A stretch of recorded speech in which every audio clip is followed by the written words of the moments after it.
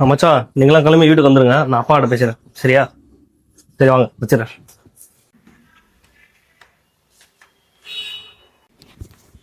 பா கொஞ்சம் ரெடியாகி மாடியில் உட்காருங்கப்பா. என் ஃப்ரெண்டுங்க நான் உங்ககிட்ட பேசணுமா? நான் ஏன்பா ரெடி ஆகணும்? இல்லைப்பா நான் சொல்றது கேளுங்க, நான் பேசணுமா? மாடியில் வந்து உட்காந்துருங்க. என்னப்பா இது? சரி நீ சொல்ற, சரிப்பா. நான் இவ்வளோ நேரம் ஆகுது, ஒன்றும் ஆளே வரல. என்ன மணி இப்போ? 3 ஆகுது. அப்பா என் ஃப்ரெண்டுங்க வந்துட்டாங்கப்பா. ஆமாச்சா ஆமாச்சா ஆமாச்சு. அங்கிள் வணக்கம் அங்கிள். வணக்கம் வணக்கம், உட்காருங்க உட்காருங்க.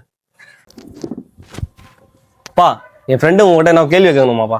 கேட்க சொல்லுப்பா. அங்கிள் உங்களுக்கு மாசம் சம்பளம் ஏழு இருக்கும் அங்கிள். என்னப்பா இப்படி எல்லாம் கேக்குற?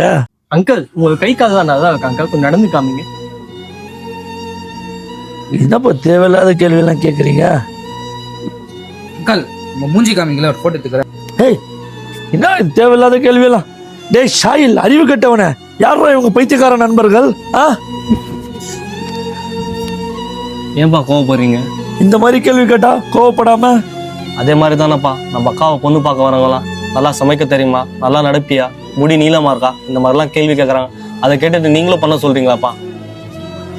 எங்க அக்காவை பொண்ணு பார்க்க வராங்களா, இல்லை மிஷின் வாங்க வராங்களா, இல்லை நீங்க மிஷின் விற்கிறீங்களா? ரொம்ப கஷ்டமா இருக்குப்பா. கூட பிறந்த தம்பிக்கே இவ்வளோ கஷ்டமா இருக்கு, இதில் பெத்தாப்பா உங்களுக்கு கஷ்டமா இல்லையாப்பா? எங்க அக்காவுக்கு எங்க விதியில மாப்பிள்ளை பார்க்கணும் எழுதி இருக்கோம், அங்கே கரெக்டாக ஆகும்ப்பா. இந்த மாதிரிலாம் சொல்லி கஷ்டப்படுத்தாதீங்க. அதனால தான்ப்பா என் ஃப்ரெண்டுங்கிட்ட சொல்லி செட்டப் பண்ணி இந்த மாதிரி பண்ண வச்சப்பா. என்னை மன்னிச்சிருங்கப்பா. அங்கிள் உங்க கை கால் தான் நல்லா இருக்கு அங்கிள், கொஞ்சம் நடந்து காமிங்க. அங்கிள் உங்க மூஞ்சி கொஞ்சம் காமிங்களா, போட்டோ ஒன்று எடுத்துக்கிறேன். கூட பிறந்த தம்பிக்கே இவ்வளோ கஷ்டமா இருக்கு, இதில் பெத்தாப்பா உங்களுக்கு கஷ்டமா இல்லையாப்பா?